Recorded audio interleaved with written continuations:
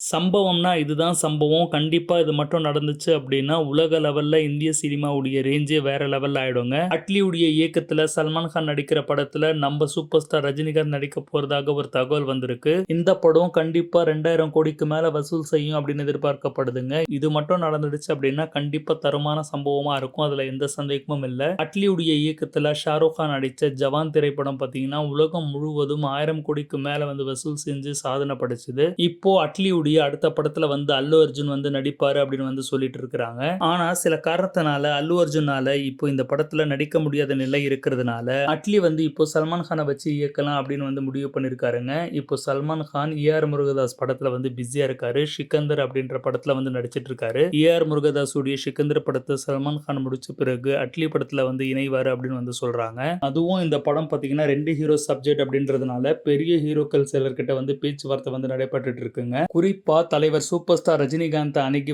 பேசலாம் அப்படின்ற ஒரு முடிவுலயும் அட்லி இருக்கிறாரு. இதுல மட்டும் தலைவர் நடிக்க ஒத்துக்கிட்டாரு அப்படின்னா இந்த படம் கண்டிப்பா 2000 கோடி வசூல தாண்டும் அப்படின்னு சொல்றாங்க.